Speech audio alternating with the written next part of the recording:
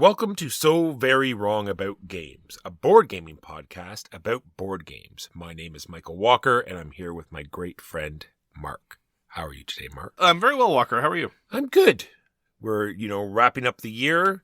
It's a little bit of a slowdown. People are, releasing so much. It would be nice. It's a welcome reprieve. Chance to get back to some of the games we got to play this year. And so let's talk about some of the games. We're going to talk about the games we played this week. We're going to talk about the news and why it doesn't matter. We are going to talk about our main review this week, which is Beowulf, the Legend. Is he a legend? I think he is. If he's not, who is? Mark, what did you play this week? We get to play Undaunted Stalingrad. This is by Trevor Benjamin and David Thompson. It is, as we've commented before, necessarily a campaign system. We now have a tiny peek at what the campaign portends. There are basically two elements of the campaign system. So you start with a game of Undaunted, which, as we've commented many, many times before, is a rock-solid, amazingly simple, and yet immensely gratifying system. And then at the end of the fight, depending on how many casualties you've taken, you are going to downgrade some number of your cards. Typically, so far as what we've experienced, they lose one of the options available to them. So in the case of rifle units, which are kind of the default bog standard unit in the game, generally speaking, a rifle unit can move one space, attack with one die, or exert a control action.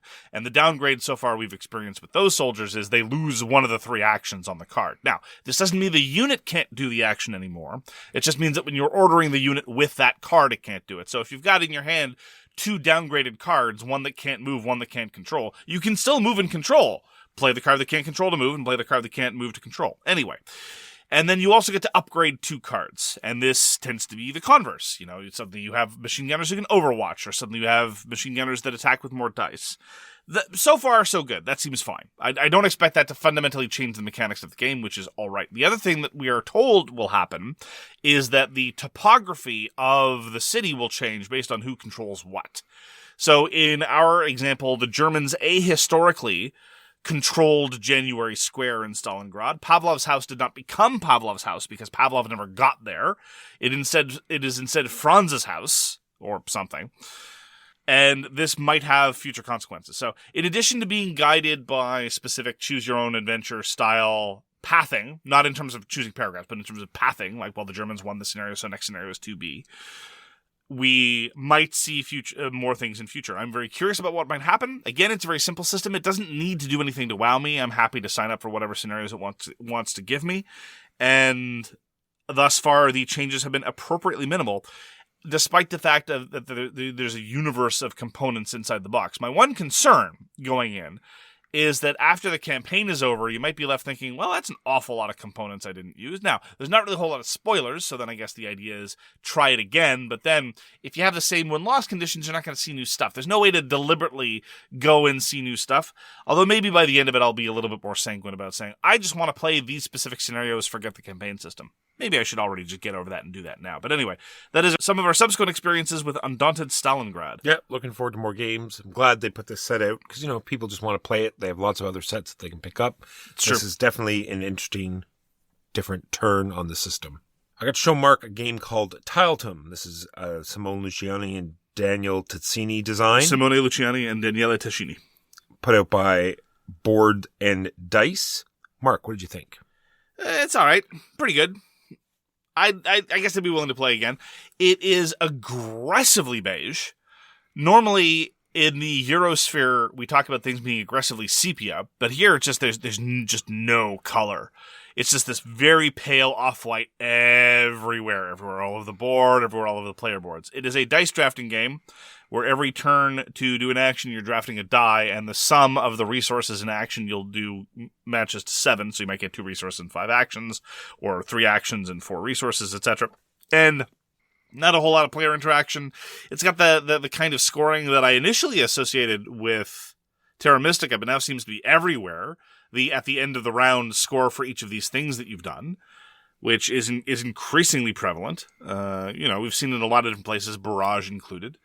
And that helped make the game feel awfully tactical. I was mostly just muttering around, thinking like, oh, okay, at the end of turn 1, I want to have done this. Okay, I guess I'll go do this in turn 1, and then in turn 2, I want to do this other thing. Okay, I guess I'll go do that. It was all right. I even by the standards of these two designers, they've done much better work. The dice didn't really add much of anything interesting, I don't think. And ultimately, it was a lot of recipe fulfillment. That's where a lot of the points came from. And again, recipe fulfillment's getting a little bit overused. So these are two incredibly talented designers just playing around with other ideas that I think they've done better elsewhere. So that was my overall impression of Tiletum. I do like some of the puzzles that you can figure out. Like if I use these 2 actions, I can do this. That picks up another action of a different type that I can use and sort of cycle it around and get what you need when it doesn't seem apparent at the beginning of your turn that you'll be able to do what you want to do. There's a small horizon for combos, that's true. You pick up these tiles, and the tiles might let you do other actions, but it didn't really feel very satisfying to me in terms of a combo system. It was fine. It was pretty good. Like everything else in the game, it was pretty good. Because positive actions didn't constrain me in a particularly pressing way. I was usually able to get done more or less whatever I wanted to do. I never felt like I was under pressure. To be frank. And so I didn't feel like I was using this combo system to break free of constraints in a marvelously liberating way, and nor did I feel like the combos were stringing together particularly interesting sets of actions. So ultimately, I felt like I was still doing this relatively narrow horizon set of resource manipulation and recipe fulfillment. The one aspect of the game that might have introduced some degree of pressure is the fact that you're constantly sliding backwards on this track.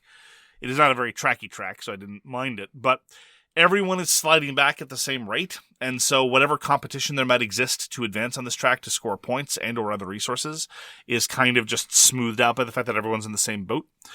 And there's I might have some concern about how it might shake out based on how people decide to pump that track real hard at the beginning.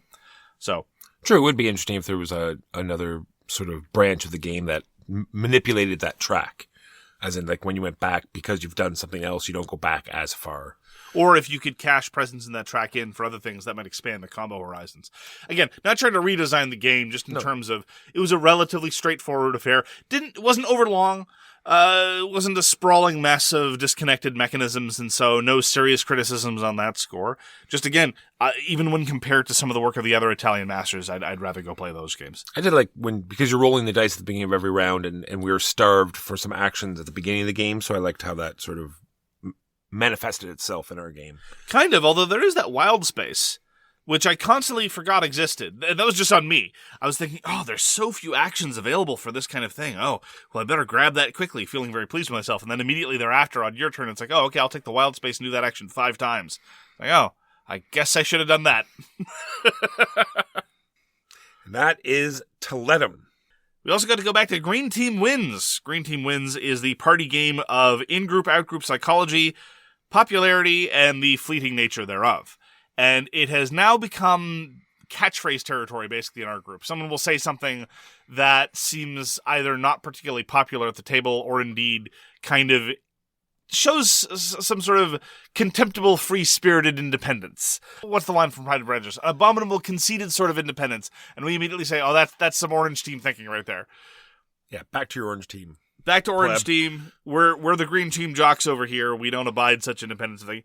It's fun. Now, I have to say, both times we've played, and I don't know why this is the case, sometimes the discussion gets very heated, and I don't know why. Like, people get very ruffled. Now, sometimes when you play... Because the questions are so good, Mark. Yeah, but it's so strange. Like, I'll give you the example of the one that we had from last session. Who would you rather have as a boss? Would you rather have the Scarecrow, the Tin Woodsman, or the Cowardly Lion? And we were all having a discussion about what kind of boss we might like and various inferences about the characters. And some people started getting really upset. I don't know why. It was just strange. Now, it's a good question, first of all, although it was ruined by Dr. Contra, because Dr. Contra pointed out that they all had the thing all along, so the Cowardly Lion wasn't really a coward. The Tin Man did have a heart. Anyway, but setting all that aside, setting game ruiners aside... It's lovely fun with setting the wet blanket. Yeah. The fun killer. And we did have a number of questions that I characterized as inside baseball that were mostly about hobby games. You know, like, worker placement, area control, or I can't even remember what the third mechanism was. Oh, there's another one, but remember the calyx? Closet or calyx? Closet, that was weird. And that was trying a little too hard, because, I mean, obviously you go with calyx. Closets are not good storage space for much of anything other than clothes. At any rate, I'm still having a great time with Green Team wins. There have been very few questions, even though I might complain that this was heavily board game skewed, there are very rarely questions that are utter stinkers. So I look at it and say, that is A, uninteresting, and or B, I have no basis to make this decision at all. The ones that come closest are the fill in the blanks. The fill in the blanks seem really hard, but that's okay. In larger groups, we would have a little bit more overlap, and as it is, it's just a question that people find very, very difficult. So if you want to be part of the Green Team, you should play Green Team Wins. Agreed. Hey, Mark, we agreed. We're on the Green Team. Sweet. Solid. Got to show Mark a game called Terracotta Army. This is designed by Adam Kwapiński and Przemysław Fornal. I'm very bad at names. I'd like to apologize to all the designers out there. I do try my best. We both try. We both get them wrong very often, but we try. And this is another game put out by Board&Dice. This one is sort of very much a sort of manipulate puzzle, like make little combos on the board with spearmen and crossbowmen. We got some specialty officers that also throw into the mix, and you're scoring, much like we just talked about, barrage style. Here's your goal for this round. Do your best to, get the soldiers in the right slots. And then there's some endgame scoring. I am enjoying every playing of this Terracotta Army. I like to, there's different ways you can sort of play and manipulate the board. Mark, what did you think? I enjoyed it. It's tile laying with nice components, and much of the scoring is about competing for majorities, both set arbitrarily by the round, have more figures in the northwest quadrant or what have you, and at the end of the game where you have these formations of like soldiers that tend to metastasize and get bigger and bigger, threatening ever huger payouts at the end of the game. It's an interesting sort of vision of component design. I commented that it kind of reminded me a little bit of a Kickstarter that you might see about 10 years ago, and I didn't mean that as an insult, because the figures were all lovely. They came with a custom storage solution to prevent spears from bending or swords from snapping or what have you that fits inside the box and is a way to display them during play. But all the resources are just cardboard chits, and your workers are just standard meeples. And so it looks to me like the kind of thing you might have seen, because a more recent Kickstarter, everything would have been blinged out to the nth degree. And in pre-Kickstarter days, you wouldn't have seen these in figures at all. They just would have been tiles, because that's exactly what they were. Now, I'm not going to complain about the visual appeal of the figures, especially since, as I said, they're stored so well, and they're so efficient in terms of the presentation and information about how many points they're worth and so forth, and their special powers that's presented on the box. I have two major misgivings, and they're actually giving me significant pause. One of them is the length. With a 3-player game, it was a solid 2 hours. I didn't feel like I was getting 2 hours worth of quality decisions there, because essentially what you're doing is you're just plopping out a whole bunch of soldiers. The action selection mechanism is kind of clever, but mostly the way we exerted control over it over the course of Terracotta Army was just to manipulate getting access to the cheap building space. I don't know if you noticed, someone would take the cheap building space, and then there would just be this cascade down the line of everyone manipulating the action wheel so that they could get to the cheap building space as well. Because that's mostly what you're doing. Like 99% of your points are going to come from your figure placement, which is fine. I like it when my medium weight Euros are focused rather than sprawling point salad affairs. But by the same token, if it's going to last 2 hours, I'd like there to be a little bit more substance there. The other concern I have is over the scoring conditions. Overwhelmingly, the scoring conditions are something along the lines of, if you have the most of something, here you get 7 points. If you're there, you get 3. I look at that and say, so I'm competing for the extra 4 points. So I place my one guy there, and I figure, do I want to keep placing more? Oh, Walker's already got 3? Nah, don't bother. And this was honestly my attitude towards so many different aspects. You and Huey were competing tooth and nail over any number of things, rows, columns, formations, and it's like, I'll just put 1. And so for somebody who likes being a cheapskate, it works fine, but it's the classic area majority problem. If you don't calibrate your scoring well, in a game of El Grande, you can't win by being in third place everywhere. You have to be in first place in some places, compete for second, and so forth. But the scoring was so coarse. In particular, there was that in-game scoring condition, which is 13 points for first place and 6 points for just being there.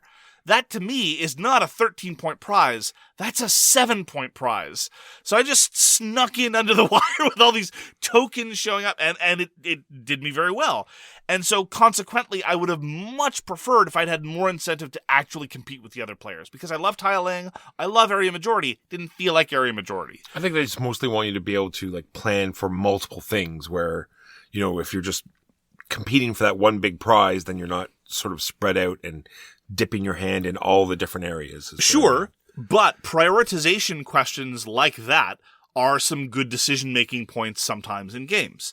And I'm not saying that you could, again, I'm not trying to redesign the game, and I'm not saying you could straightforwardly alter the scoring conditions without doing violence to some of the underlying features. What I'm saying is that I didn't really feel a whole lot of tension of competition with my other players, because all I was doing was just pointillistically snapping up these short-term tactical goals, and as other people were working hard at maintaining majorities, and it just seemed like a bit of a sucker's gambit.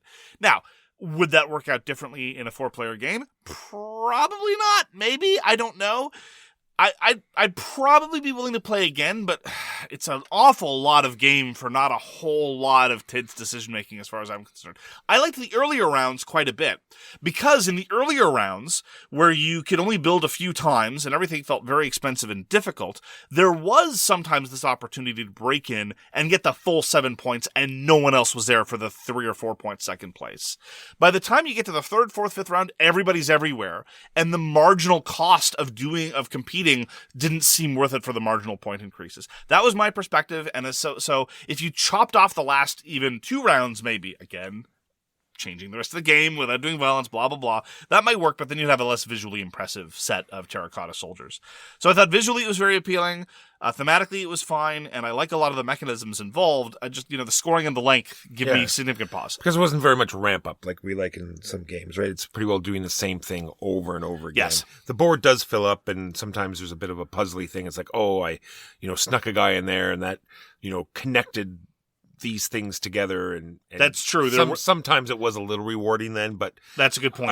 There was a late game placement or two that was very interesting, but again, it was leveraging those competitions that I personally felt were a waste of effort. But yeah, that's a good point. Yeah, not enough though for that length. Yeah, so as I say, the earlier rounds were more interesting than the later rounds, which is not the way you want to do it, and is more forgivable for a 75 to 90 minute game than it is for a 2-hour game. Agreed. And then there are the goals will be different every game, and there's this whole master system that was sort of ignored in our game, a little bit more prevalent in the first game that we played that we streamed, but hoping that comes more into future games. And that was Terracotta Army. Played a game called Paperback Adventures. This is a solo kind of sort of spin-off of a game called Paperback. This is by Tim Fowers and Skye Larsen of Fowers Games. And this is my 3rd experience with Fowers Games, after Now Boarding and Burgle Brothers. And so far my experience has been that their rulebooks are very bad, and their attitude towards components is overall charming, but in the case of Paperback Adventures, it really didn't do them any favors. So, Paperback Adventures is a solo deck-building game where you're attempting to spell words in an effort to defeat pulp enemies, just randomly pulled from all different kinds of pulp genres. So far, so good. The problems here, again, are twofold. One of them, again, is length. This was a 90-minute solo game where all I was doing was spelling 4 or 5-letter words the entire time. I felt it got repetitive about halfway through. I would have been much, much happier if it were a fraction of the length. Now, this also kind of leads into the component issue that I have, which is actually a massive deal breaker as far as I'm concerned. Out of the box, I would deem Paperback Adventures borderline unplayable. I'm normally not the guy to complain about the functionality of components. I do so seldom. Months go by where I don't even address them at all. The components in Paperback Adventures are utterly terrible. There are these plastic trays that hold both you and your adversary, and over the course of the game, you're tracking 4 stats which go up and down. Life and energy, especially, go up and down all the time.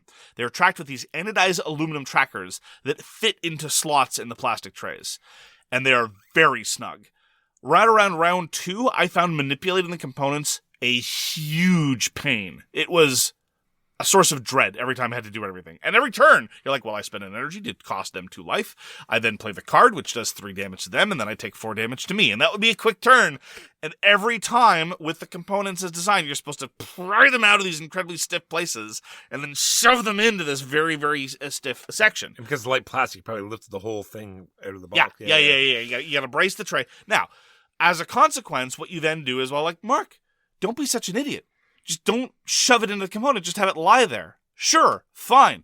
But they're designed specifically to lie there, so they've got these weird chevrons. There's not room for the component to sit there easily without being shoved into the actual place, and so it rattles around and falls out. So you have to replace it with cubes. I've seen 3D printed solutions online. Those seem marvelously functional and great. But that is you fixing a commercial product that should have been fixed by the designer. I echo the comments of many people that I've seen on fora. I cannot believe that any human got this version, played it as it was, and thought that this was even remotely acceptable. So there's that. So if the game were half as long and I had one of those aftermarket solutions, I'd be much more favorably inclined towards Paperback Adventures. I think part of the intention was that the components would fit so densely into the trays so you could pack it away and then come back to it later. As it is, the components make me not want to play the game at all. Furthermore, just as a note, we seem to be going, especially for solo games, because going towards a direction that I find commercially puzzling. This isn't a criticism, just an observation. Final Girl did the same thing. You buy the base set, which is unplayable by itself. You then must buy other modules. Lots of other games would have, an intro module or a default set that is available in the base game. You know the way Blue Moon did it back in the day. You buy the base set, and then you can buy expansions. Here, you have to start with one expansion. And I have to imagine this causes a certain degree of retail confusion. It's not really an expansion then, is it? Well, it is and it isn't, right? Yeah. I see what you're saying. So in the case of Paperback Adventures, you have to buy a character set in order to play the game at all. And I bought Ex Machina, which is the sort of Iron Giant sort of character from 50s, 60s era pulp science fiction. And that was fine. The actual gameplay is kind of cute for the first half. But again, after you've been making 4 and 5 letter words over and over and over again, the fact that sometimes the cards then get upgraded and now your W does more damage than your W did before, that's fine. But it wasn't enough to get me past all 6 fights. You play 6 fights in a normal game, and each fight has 2 stages. And so that ends up being a lot of fighting. So I thought a lot of it was clever. I enjoyed a fair amount of the conceit of Paperback Adventures, but all told as a solo experience, 90 minutes of wrestling with not very well-designed components is not what I want. I have a personal prejudice, just to put things out on the table. When it comes time to solo games, I want relatively minimalistic sets of components that are easy to manipulate. My tolerance for moving stuff around in a solo environment plummets. Because as I constantly comment in the context of multiplayer games, many hands make for light work. You can just hand a deck to somebody and say, go shuffle this. And if you're playing a 4-player game with 10 decks to shuffle, that's perhaps acceptable. You're playing a solo game with 6 decks to shuffle, well then, that's a lot of shuffling to set up the game and to maintain it. So it is under that context that I find Paperback Adventures uninteresting and perhaps promising disappointment. It is not one that I'm apt to go back to again, unless, of course, I were spontaneously to get some kind of aftermarket solution, and even then, it's awfully long. But, I mean, as it is, I have other games I'd rather bling out. I don't want to bling out a game just to make it functional. I'd rather take a game that I know I really like, and there are these great little trays all over Thingiverse that I would just love to have, Walker. Anyway, that was Paperback Adventures. Well, we pulled out Don't L.L.A.M.A. Dice because that's great. Like, I'm not understanding why it has to be written like this. I know. For the English version. I know. It seems to be okay in every other language, but for English. Don't L.L.A.M.A. Dice, yeah. It's not even L.L.A.M.A. Dice. They put periods after each letter. I know. So they've kept the acronym, which is a German pun, right? And now they have don't in it. So there's this English title referring to a German pun. Whereas Llama Dice is just fine. It's a dice game with llamas. Why? Who cares? But yeah, it's baffling. It's Reiner Knizia doing Push Your Luck in a great way. More on that later. You get to roll your dice, decide whether or not you're going to stay in the round or you're going to take a bunch of points. Points are bad. Low scores are great. Beginner's luck is... Yeah. It's a 15-minute filler where luck of the dice can determine that you win or lose. That's fine. It's an enjoyable social activity. We have a good time with Llama Dice.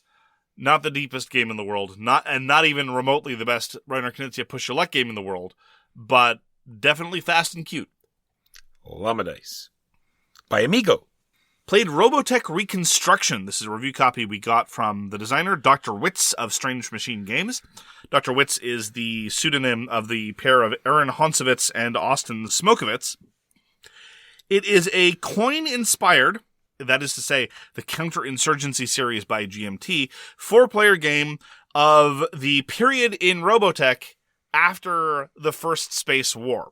So it takes place in the far future of 2013, immediately after the defeat of... Okay, Walker's just motioning towards the hook. He's telling me to cut it short, so I will cease giving you an elaborate explanation about the differences between Robotech and Macross in this particular timeline. So, I have serious misgivings about the coin series, both because of the dodgy history they often represent and of the actual game mechanisms that they have. But at the core of the coin games is an area majority game coupled with an interesting card activation system. Now, on top of that, they usually have incredibly obtuse, almost game-destroying victory conditions. But in the case of Robotech Reconstruction, they've decided to pare it down to a much smaller, tighter experience. Small, literally. It's a small box game. It's a very, very, very small box. Yet, nonetheless, it's a 2-hour coin-inspired game. The card play is very interesting. There are events that are tied to each faction. If you play your own card, it triggers very weakly. But if somebody else plays your card, you get to do lots of stuff. And so there's this process of cajoling other people to play your cards. The most straightforward transactional arrangement could be, I'll play one of yours if you play one of mine. But of course, that leads to all kinds of corner deals and difficult trade-offs and the deep-seated fear that their card might be better than yours, which, of course, starts getting into green team wins problems. But anyway, the gameplay ended precipitously. It was one of those situations where everyone has to keep everyone else in check. They each have their own independent victory conditions. But it turns out that one player was secretly much closer than it looked. I had my doubts about how well balanced the victory conditions are. But at this point, after only one game of my belt and a relatively short one, this is borderline theory crafting, so I don't want to give voice to any of them. But suffice to say, there's a heavy degree of asymmetry as a consequence. Most factions can end up doing the similar actions, but they do them in very, very different ways, very much in a root style. You know, if you're playing root, chances are you have a way to start a fight, but how you start the fight is very, very different from all other factions. The biggest problem I had with Robotech Reconstruction, other than setting aside my strong preference for Macross over Robotech, was that the minimalistic components actually were a little bit functionally difficult to parse, because you have to be able to parse the entire board state, who controls what. And they're these very small chits across, on top of a very, very colorful board. And so quickly visually identifying who controls what area can be a bit of a pain. This is one of those areas where I might have preferred a larger box game or a couple of extra punch tokens so that they could have made some of the tokens larger, especially the control tokens. But I found it intriguing. Everyone at the table found it intriguing. The asymmetry was delightful. The kind of shared incentives that it engendered, even sometimes amongst your nominal enemies, was very intriguing, very reminiscent of the promise of some of the coin games that, again, didn't really feel like manifested enough. There were a couple of rules errors born of a rulebook that was not particularly as explicit as I would have liked it to have been. But everyone wanted to play again, so we're going to be in a position of playing Robotech Reconstruction again very, very shortly. I very much enjoyed it. I love asymmetric games. I love area majority games. I love area majority games with asymmetric goals if they are easy to parse. And again, that's one of the big difficulties I had with a lot of coin games. But in Robotech Reconstruction, all victory conditions are tracked at all times on a separate map. Now, keeping it up to date is tricky, but nobody ever had any questions about, well, how does this player win? And it wasn't some sort of spreadsheet. It's like, well, if A obtains, they win with B and D. But if C obtains, they actually win through this other thing, etc., etc. Oh, you did like Pax Premier rulebook word for word there. That was pretty good. Yeah, more or less. So, Robotech Reconstruction, very promising. Interesting activation system, interesting background thematic matter, although it really should have been Macross. Very much looking forward to going back to it. That's by Strange Machine Games. Here at Swag, we love bag builders, so Hyperborea came to the table again. This is a very interesting bag builder where you really need to monitor how many cubes are in your bag, because the reset happens at the end of your turn automatically. There's not a big sort of like round reset your bag. If at the end of your turn your bag is completely empty, you get to reset. If it's not, and you're only stuck with 1 or 2 cubes because you draw 3 at the end of every round, then you're just going to get a suboptimal turn. Inefficient. And in this game, it's sort of like a very interesting puzzle, because there's a map where all the different sort of cities that are on the map will give you special abilities. There's also ruins that you need to clear out from ghosts that will have limited number of special abilities, and you're trying to spread out and use your faction sort of special powers in order to gain, because the more territory you control, the more points you're going to get at the end of the game. There's also, killing one of every player gets you more points. Having the most cubes in your bag at the end of the game gets you points. Lots of things, special, round bonuses, because, we love round bonuses. No, they're not round bonuses. They're just sort of goals that you will get. End of game goals. Yeah. End of game goals, which also triggers the end of the game. All of these things. Hyperborea is always a hit whenever it's played. It's one of those games, like we said when we were playing, it's like, for some reason, it's hard to get to the table, but as soon as it's there, it is enjoyed by all thoroughly. Yeah, Huey in particular mentioned, people suggest Hyperborea or it's presented, I was like, yeah, okay, whatever. And the moment it gets set up, especially the moment you start taking the first couple turns, like, oh yeah, I remember how great this is. Fortunately, I am able to remember how great it is, and so I'm usually one of the ones pushing Hyperborea. And I said at the beginning of my rules explanation, part of the challenge of Hyperborea is keeping a balanced economy, because you have the cubes in your bag and you have all they call them technologies, but they're not really technologies, all the abilities that they're powering. And if you have an imbalance between the two, you're not going to be running a very efficient economy. You're not going to be able to do as many cool things as you otherwise would. The map setup was interesting. The map setup led to a number of players, primarily you, Dewey, and myself, having a larger number of cubes than normal. But that increased the challenge of making sure that you had the text to back that up. Otherwise, you end up in situations where your cubes are just points that are hampering your economy, hampering your ability to do things, which is not ideal, which is a classic deck builder / bag builder conundrum. I agree with you. Our experience with Hyperborea, it was one of those just near perfect gaming sessions. It was people around the table who were among my very favorite to play board games with. It was you, Huey, Dewey, and Louie. A game that I adore and that I played a number of times before. And on top of that, it is a game that, by virtue of our fondness for it, has led to a whole bunch of in-jokes that add to the experience of playing the game. We've introduced a joking house rule that the actual winner, so there's the person with the most points. Sure, fine, whatever. Yeah, good job, tryhard. Yeah, whatever.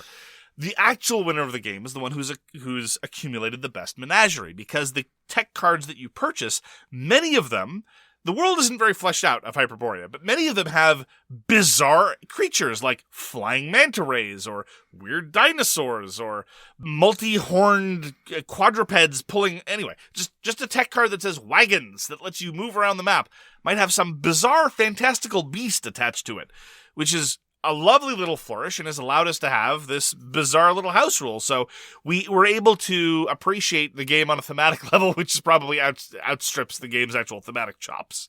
Anyway, I had a blast playing Hyperborea. I don't pretend to be objective. I've loved the game for years, ever since it was published. It is my favorite iteration of Bag Builder. I think it's mechanically clever. The one misgiving that I have about Hyperborea is that the various factional powers don't seem to be particularly well balanced across each other, but the game is of such quality that I don't really care. I'm very glad that there was a specialized reprint of the expansion that allowed the expansion to be more easily available to North American buyers. It was just a small labor of love, because prior to that, you could only get it imported from Italy, which I did at considerable expense, mostly just for the white and black cubes.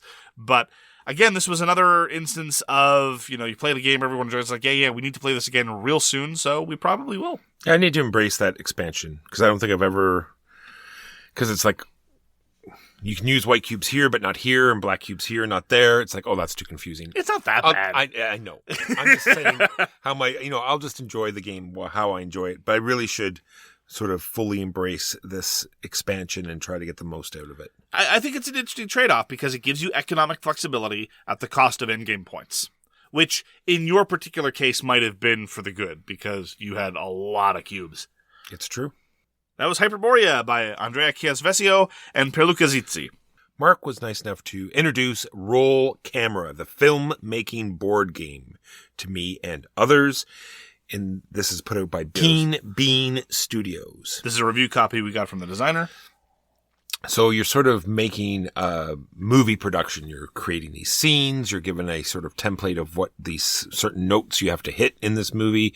And then you're given some dice and actions that these dice activate. And then you have to do it before you run out of time and or money. We had a bit of a concern because thematically it makes perfect sense. You lose when you run out of money or time, but in effect, this is a very minor niggle, you have to end with $1. You can't spend all your budget because then you immediately lose. I felt this was desperately unthematic. You have to have a cast party at the end, right? You have to have some money left for that. Is there always a cast party? I think so. Lots of the productions I was in didn't have cast party. Are you saying they just didn't invite me? Awkward. Ooh.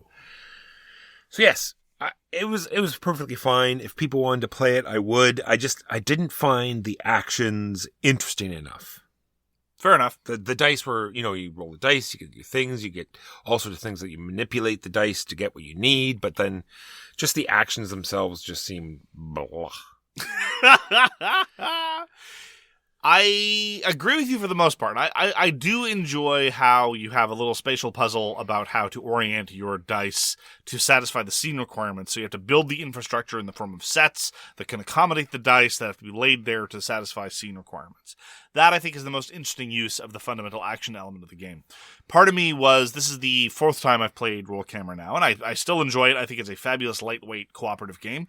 But the pressure introduced by the problems that get introduced, effectively, it never seems like it's worth it to let them fester. Nominally, there's a trade-off between dealing with them right away or letting them hang around and then they're more difficult to solve later. In practice, you mostly just solve them right away. And so effectively what that means is you're down a couple of dice every round. And so it limits your freedom to truly play around with it. If there were some devil's bargains that made it more tempting to let the problem stick around, to make it more superficially appealing so there's more of a trade-off that might indeed increase the pressure later, I think that would be nice.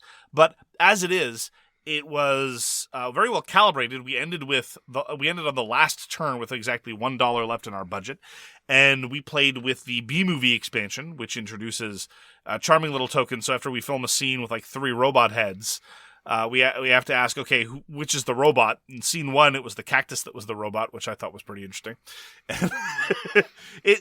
I'll repeat what I said when we talked about it last time on the show. I think Roll Camera gets by a lot on its charm.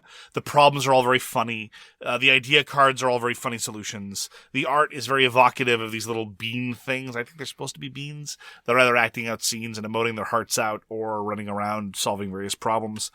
And it's a game where you can hire a bunch of monkeys to be a film crew to film scenes on the off hours. It's hard not to be charmed by a game of that tone.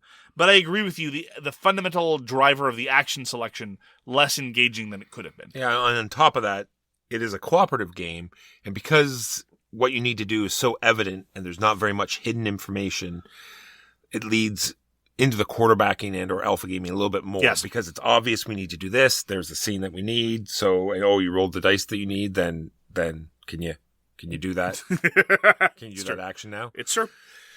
But, like I said, it's perfectly fine, very charming, very fun, accessible game. And that was Roll Camera, the filmmaking board game by Malachi Ray Rempin and Keen Bean Studios. Those are the games we played this week. Now, on to the news and why it doesn't matter. Magnet alert. I'm of the opinion that more board games need to have magnets. I think all games should have magnets if they possibly can. Have I stolen a news item from you? I think so. Irrgarten der Magier, Magician's Maze by Wolfgang de Scherl and Wolfgang L.L.A.M.A. Oh, I can't wait. Yeah. So, it is a co-op game. The rest of the details don't matter to me. There's a maze, there's a magician who needs to get through the maze. Who cares? There's a magnet that suspends a dangling magician, and one player grasps the top of the magnet, and the other player grasps the magician underneath. The magnet is connected to the string, connected to the magician, separated by a transparent plastic panel. You have to move them together. It's a dexterity element with magnets. What else could you possibly want? It's like a recipe fulfillment type thing. It's like, okay, we need to hit these 4 points, so you have like a little discussion, and then you both have to start moving in unison. Yep. Because it's such a light connection. And there's a little plastic timer that it comes with, and if someone doesn't move right, then it's going to detach, and the poor little wizard is going to fall. What I love, because it must be a metal star, so I hope it's like. I think on top, it's called a magic button, and that could be a translation thing. And so I'm hoping it's a metal star that hits it from the magnet at the top, and it's just raw metal, because then you can sharpen it, right? And so you get penalized if it falls. Let's not do that, no. Oh. Anyway, it seems very charming, and I can't wait to give it a try. Yep, magnets and dexterity, co-op game, what else could you want? Magician's Maze. News from Andrew Parks. Andrew Parks is a designer that, well, we keep wanting to like him more than we actually do. We adore Core Worlds. The rest of his output has been varying shades of disappointment. But Andrew Parks is going to be reworking Eric Goldberg's classic Tales of the Arabian Nights into something called Tales of the Arthurian Nights. Seems natural. You see what they did there with Nights Walker? I see that. They put a K in front of it, now it's a different word. I tried that. It didn't work in Green Team Wins. It didn't get the chuckles I was hoping for. Yeah, because you were supposed to put a word, not just a letter in front. Anyway. Tales of the Arabian Nights was a classic, but it wasn't really heavy on what you might call the choices or control. There is evidence to suggest that in Andrew Park's reworking of the fundamental system, he might have attempted to inject a little bit more determinativeness into the design. I really enjoy the Arthurian legends, at least in some versions. We'll see what his take is like. I'm looking forward to seeing what he does with it. That is Andrew Parks' Tales of the Arthurian Nights. Lastly, for me, Isle of Skye. Mark, I love Isle of Skye. And I finally got all the expansions, everything together. So you know what that means? It means they have to now put out a big box. It's about that time, yeah. So they have a big box now. And of course, that's expansions that you can't get anywhere else except for the big box. So now that I've bought this other stuff, now I'm going to have to buy the big box so I get the special Walker Buys Twice edition. Exactly. How nice. Well, it's not going to have the Journeyman expansion in it, but it's going to have this. Wait, what? But it is going to have the other large expansion, the Druids expansion, I believe it's called. But it's also going to have one called the Borderlands expansion, which seems kind of interesting. It has tiles that you start the game with. I think 6 tiles, but they only have 2 flat sides. The rest are sort of like a rough border. Mm-hmm. And then when you play your normal tiles, you have the opportunity to put these border tiles on the outside. And of course, once you've put them there, you can't build any more because there's no flat sides. Seems kind of interesting. Hopefully, somehow, maybe it's going to be Kickstarter. It was sort of not very clear. I'm not sure if Lookout Games have had Kickstarters in the past. But anyway, let's hope that expansion is available separately. 2 final bits of So Very Wrong About Games news. This is going to be the last week of our end-of-year swag survey, in the increasingly erroneously named end-of-year swag survey. There are questions, prizes, glory. Please help us plan for the future. We've had a lot of great responses so far, very, very helpful, and we are in the early stages of crunching some of the results, but we are not going to finalize the tabulations until we have finalized the submissions. This is going to be the last week. You can find a link on Facebook, on Twitter, and indeed in the episode notes. Thank you very, very much to those who've already participated. We appreciate it. And if you have the time, please go contribute to help planning Swag's future. It's very brief. Finally, this is an episode which is a multiple of 5, which is the brief time when we bend your ear about our Patreon. We don't like plugging the Patreon because we don't enjoy content that's endlessly talking about their own merchandising opportunities and various ways that you can smash this button or crush this other button or macerate this other button. Hit that like button. Yeah. Go to Apple Podcasts and leave us a review. Yeah. We don't like to do that. But we're very proud of our Patreon content. Every week there's bonus content. We have a whole bunch of Patreon exclusive shows like Bloat, like Pledge of Indifference. We also have lots of other benefits such as giving away free games. We also have a Patreon exclusive Discord, which is a marvelous community. A number of people responded in the survey how much they loved the Patreon exclusive Discord. And rest assured, anything we do in the future is always calibrated towards delivering more value to our Patreon subscribers. It occurs to me the Patreon's been open now for 3 years, and we've never increased our prices despite the fact that inflation has been, shall we say, rather potent. And we do depend on support from the patrons to keep the show going. So if you want to check us out on Patreon, it's patreon.com/svag, SVWAG. We would appreciate it. And you won't be hearing about that for another month. So that is the news and why it doesn't matter. Now on to our main review, which is Beowulf, the Legend. Beowulf the Legend was designed by Reiner Knizia and published by Cosmos in 2005. It is important to situate it because there's a fair amount of controversy and divisiveness with respect to Beowulf in Reiner Knizia's overall heritage. When talking about his big box, quote-unquote, hobbyist games, people often talk about 1997's Tigers and Euphrates, 2000's Taj Mahal, more on that later, 2003's Amun-Re. The pedigree of Beowulf the Legend, I think, is more properly associated with 2002's Clash of the Gladiators, namely big box games that Knizia fans hate. Because a lot of Knizia fans hate Beowulf the Legend, just as they hate Clash of the Gladiators, whereas I love them both. And I think it's also, when talking about Knizia, you can't really situate his work overall. You should better talk about things that he did in the years immediately before and immediately after. Otherwise, it just gets too long. So in 2004, he released Blue Moon. Also Ingenious, two excellent games. A lot of people associate the early aughts with Knizia's alleged decline. I have yet to see evidence of Knizia's alleged decline. I think it's just compared to his output of the late 90s. You know, you put out Raw and Tigers and Euphrates and Through the Desert within a couple of years of each other. All other years are going to look disappointing by comparison. But in the same year as Beowulf the Legend, he put out Picomino, which is a fabulous filler.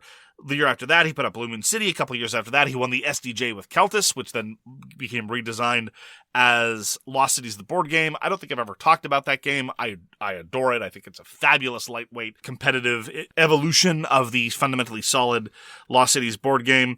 I could keep talking about Knizia's output forever, but even in the past 5 years, he's designed Quest for El Dorado, Yellow and Yangtze, Blue Lagoon, Babylonia, My City, and Whale Riders. So, Walker, why don't you give us an unhelpful summary about what Beowulf the Legend is? Well, the theme sure checks all the boxes in the Beowulf bingo. But unless Beowulf made all of his life decisions based on some sort of random sage cards or omen deck, or he lost a bunch of bets with his friends, then not so much theme in this game. This is very much of Reiner Knizia says, you want to press your luck game here, hold my beer. Between managing your hand and keeping your wounds in check and knowing when to get out of auctions, this game comes at you at so many angles about managing stuff and pressing the limits of what you need to do to win. It is very interesting, and I would play it anytime. Okay, so let me push back a little bit.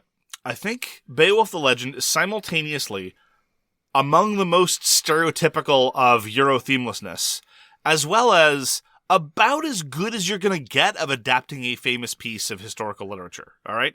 In the one hand, you're not playing as Beowulf. Beowulf isn't even in the game. You're one of Beowulf's pals trying to impress Beowulf, right? But doing what? Come on, let's be serious. Okay, let's be serious, right? So I've acknowledged the way in which it's incredibly stereotypical Euro. There's right? very nice pictures on the thing, and they've written out, the story in the proper order. Sure. Yeah. You hit all the major notes. Yeah. Here's the thing: Beowulf, in terms of being a great warrior, a great king of the. Have you read Beowulf? No. Okay. I've read the translation by Maria Devana Headley, which I think is fabulous. It's really, really cool in a lot of ways. Her choices are fascinating, and I think it's a great modernization of the version. And I don't mean modernization in the sense of, using contemporary idioms, but she does that too. But modernization in the sense that she seeks to play with language in the same way that the original did. But anyway, setting all that aside. What it was to be a great warrior was to be fundamentally a risk taker, to accumulate wounds,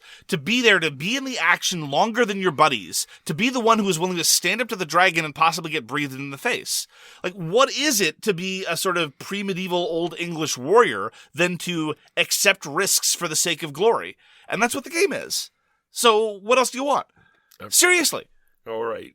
Like, I'm not saying it's the most thematic game ever designed, but what I'm saying is that if you want to capture the essence of what's going on in Beowulf, you can drown them in flavor text, and you can have a whole bunch of, this is the tactical scenario where Grendel has a movement rate of 3, and Beowulf has a movement rate of 4, and blah, blah, blah, blah, blah, and then nobody, but nobody would complain about the thematic integration because there was a little figure of Grendel and a little figure of Beowulf, and you move 3 squares and blah, blah, blah. No, this is about risk-taking. This is about impressing your friends. This is about recognizing that how good you can brag at the feast afterward is sometimes as important as how good you can tear off a monster's arm. I think it does a fine job of evoking the feel of a lot of the tales of exploits and daring do of some of these, let's be frank, hard cases. I think you do a much better job invoking theme in this game than this game does. How's that? All right, fine. Call it an assist. There you go. So what you're doing, you're going to like there's 36 different spots on this board. It's a linear sort of path that you're taking. There's 36 stops on this journey to the end, and you're constantly trying to manage your hand because you're going to go through a variety of minor and major and all these different events, and they all need different card requirements. And so you're deciding on which ones are most important to you, or you're forced to pick up cards because you've spent too much on other things. Like a lot of other Masterful Knizia games, you have a lot of the same kind of choices that other heavier games sometimes seek and fail to have, but you have in spades in Beowulf the Legend. Long-term versus short-term trade-offs, right? And dovetailing with the hand management. You look at the little train, and we were doing this all the time. It's like, when's the next time I need boats? It's a ways off. When's the next time I need axes? Oh, next encounter. All right. Do I go for the boats? Do I go for the axes? How good's my hand? Is it good enough to weather the next event? Should I start planning for that event further ahead? Those trade-offs are just one of the many things that the way that everything's set out at the beginning, you know everything that's going to happen over the course of the game as Big Daddy B, as I sometimes call him. We're on a very, very close basis. Big Daddy B wends his way over the course of the events all the way to his untimely death, spoilers. And you don't dance with dragons. It's not a good idea. And so you have this constant challenge as your hand is whittling down and wondering if you can make it past the next. Just the ability to plan long term in a game this light and simple, I think, is massively done through that track, which is the entire board, which is the entire game. So the two there's major events and there's the 2 major auctions. I think one is definitely more interesting than the other. One is just a blind bid. Agreed. Blind bid with some bluffing, they say. And in the game, at least in the game we had, it was, yes, not very evident of the blind bid. Well, because it's kind of a jerk move during the blind bidding section to wait for everyone else to put down the cards and say, how many cards did you put down? How many cards did you put down? Nobody wants to do that. Nobody wants to be that person. And so as a consequence, we don't look at what other people are playing. We just decide what we're playing. The biggest problem I also have with the blind bidding, so Beowulf the Legend is a 2 to 5 player game. Some people refuse to play it with less than 5. I'm not one of these people. I've happily played it with 3. 3's pushing it, I think. I wouldn't play it with 2. I happily play it with 4 or 5. But as a consequence, when you're talking about a game with a scarcity of cards, and 4 or 5 people are blind bidding, frequently the winner will have bid 3 or 4. Ties are extremely common. And so where you happen to be sitting in relation to the start player, because that's how ties are broken, tends to be very, very determinative. Now, it's not as bad as it could be, because again, it features into when you want to spend your resources. If I'm sitting directly to the left of the start player, I know I can go in and get something out of the encounter. If I'm sitting to the right of the start player, better keep my powder dry, save it for later. So this is how they sort of like, not really a catch-up mechanism, but keep things sort of even, because if you lost the previous sort of encounter, you get to be the start player. Well, if you came in last, because again, we put it in terms of winning and losing frequently, but I think that's oversimplifying things, because typically an encounter will have as many results as there are players. Sometimes they're all positive. Sometimes there's a mix of positive and negative. And sometimes the threshold between positive and negative can be very, very, very sharp. For example, if you're bragging about how well you face down Grendel, they're all positive results, and the distance between the worst result and the best result is significant but not huge. On the other hand, if you're fighting a dragon, the difference between the one that done killed the dragon and the one that done got the dragon breath in the face, massive. So the other kind of major event is the climbing bid. So you're playing these cards, you're constantly increasing the bid. You can only play cards to bring you up to par where everybody else is. And then if it goes back to the starting player, they have to increase it or you have to bow out. And then when you bow out, you take the lowest number that's available when you go to pick your prizes at the end. And this is where the more interesting gameplay took place, because while you're trying to increase your bid, you can risk. And you draw 2 cards off the top of the deck. They have to match what is being bid. One of them does. One of them has to match what's being bid.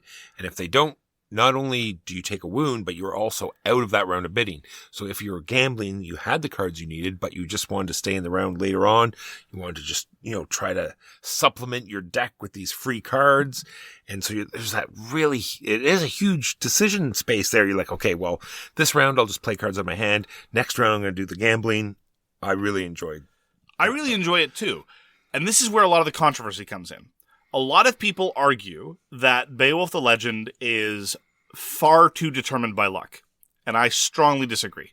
Because to my mind, the key issue is not whether or not you succeed in your risks. It's, are you risking when you can afford to lose? So the way the wounds work in the game, there are scratches and wounds. We call them in our games punches to the face and kicks to the teeth. If you get your 3rd scratch, that turns into a wound. Scratches ain't no thing. You can get rid of them really easily. Wounds are bad. I have that written right here. Yes, they are infinitely worse.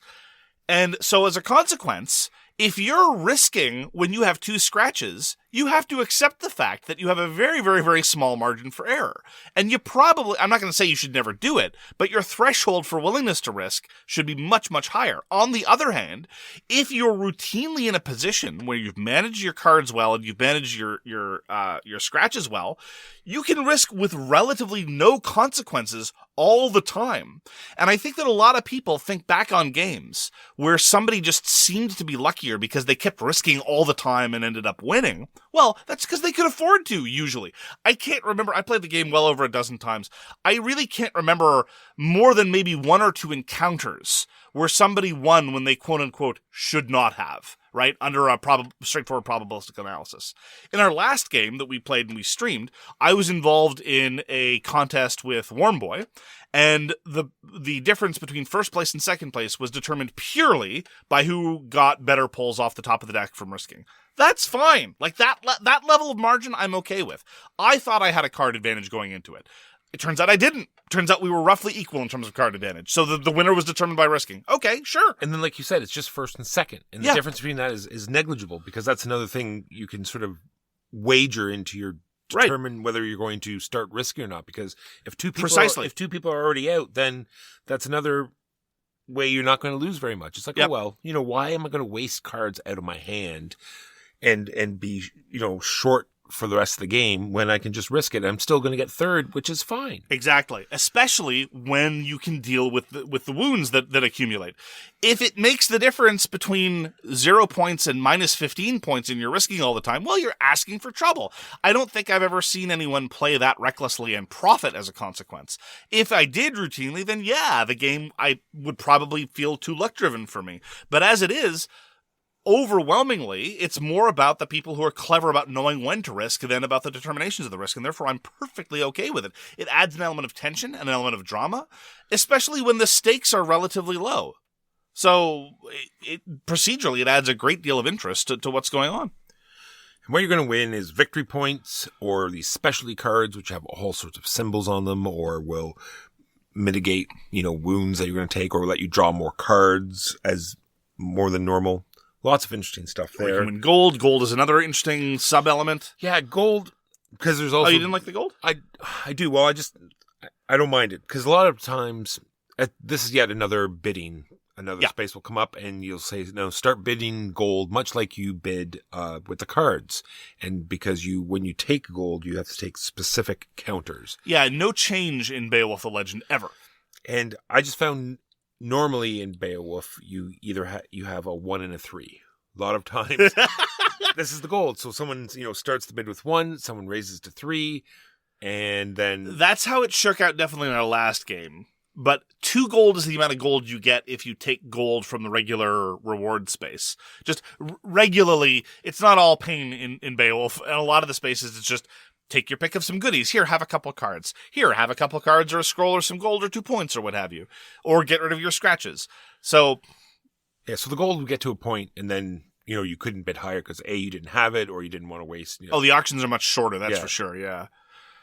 and then you get your bonus. But then it usually was sort of, is this my turn to win the gold auction? Because only the winner pays, and then you have your gold next time. It's like, okay, well, everyone spent their gold, so I guess this is the time I'm going to win the gold auction. That's fair. Or, again, you should look forward to the end of the game and realize whoever has the most gold is going to get 5 points. Maybe I should just hold on to it to the end. It's true. But then there's all the minor events, which is mostly building your hand back. It's sort of like there's menus where you pick your bonus. You could get victory points. You could get rid of some scratches or wounds. Or if you're in the extremely enviable position of having more than enough cards, sometimes you can trade in cards for extra goodies. I rarely take advantage of those because I'm usually too desperate to hold on to what I got. And then there's the big recovery where you put out, 2 times the number of players and cards, and everyone drafts more cards to their hand. So the reason why, let me return back to something I said during the intro. There's probably the one hobbyist game of Reiner Knizia, or at least certainly his most well-regarded game that I do not enjoy, is called Taj Mahal. And for years, I've been making the point that Beowulf the Legend and Taj Mahal are very, very, very similar to each other. Taj Mahal is a series of fights in which you either play a card or drop out. And when you drop out, you will get some benefits if you are leading at the time. Beowulf the Legend, similarly, is a question of, play a card or drop out, and you benefit from staying in longer. The trick with Taj Mahal that I don't enjoy as much is, for one thing, I feel that the scarcity is just a couple of steps further than I like. I like games to be tense. I like resource management to be challenging. But then there are some games where I feel like I'm starving all the time. And in the case of Taj Mahal, I really do feel like I'm starving.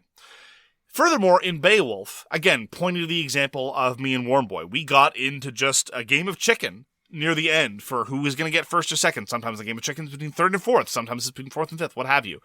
But when you get into a game of chicken, it's costly, and often everyone else at the table is laughing at you, which is fine.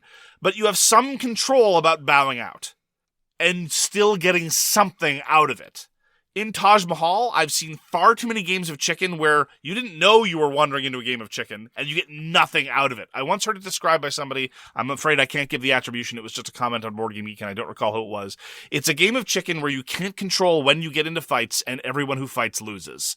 And that is honestly my experience with Taj Mahal. Now, maybe that's just because I'm stupid. Maybe because I'm just not good enough player at Taj Mahal to see all the subtle nuances. And I'm glossing over lots and lots and lots of differences. But I have to hope that there are people out there like me who found Taj Mahal a little too restrictive and a little bit too costly to get into fights, but wanted the same kind of push your luck, risk-taking feel. Beowulf the Legend is the answer to that. And it's the version of Taj Mahal that I find fun, suffice to say. Yeah, I think it sets up very easily taught, and as soon as you get, if someone understands how an auction works, easily followed, you just move the pawn through the different stages, you can walk people through it, you can just pretty well start the game, you wouldn't even have to teach the game. You can say, okay, now we're going to do this type of auction, now you get to buff your deck more, and as soon as they see how the auctions work, they'll understand why they need certain cards in their hand, or why they shouldn't risk, when they should risk. Has an interesting board. It only has, has this big, quarter of it missing. Don't see that much in board games. It gives it a different feel, that's for sure. Yeah, the table presence is not negligible as a consequence, yeah. It is an excellent press your luck auction game from a designer who is the past master at push your luck in auctions. It doesn't feel at all like Raw, despite the fact that Raw is also a push your luck auction game. And I would argue it has more thematic coherence than people give it credit for. I would also argue it is more deterministic than people give it credit for. And it has been in my top 20 for a very, very long time. I am a massive fan of Beowulf the Legend. It is sadly out of print and also sadly underappreciated, even and perhaps especially by the Knizia fanish community. That's what I had at the beginning. You said it was put out by Cosmos, but it was also published by Fantasy Flight Games here. In North America, yeah. Well, I was just saying, back when they, put out, original interesting games. Unlike now, at first I thought it was a joke, and then I went to their website, and now they have Arkham Horror or Marvel, the collectible card game. Yeah. One or the other. Well, don't forget Twilight Imperium. Yeah, Twilight Imperium. It's very sad. It is. It's a sad state of affair. They also distributed Tribune, another top 20 Euro favorite of mine. Back in the before times. In the before times. Well, that's going to do it for us this week. Thank you very, very much for joining us. If you'd like to get in touch with us, you can find all our contact information at sowronggames.com/contact. We read everything you send us, and we'll get back to you if we can. We appreciate your support and your time a great deal, and we hope to see you again soon. Peace! You've been listening to So Very Wrong About Games, produced by Michael Walker and edited by Mark Bigney. Special thanks goes to What Does It Eat for generously allowing us to use their most excellent song, FOS, as our theme. You can find them at whatdoesiteat.com. You can reach us by email at soverywrongaboutgames@gmail.com or on Twitter at SoWrongGames. Thanks very much, see you next time, and always, try to be right, but remember you are so very wrong.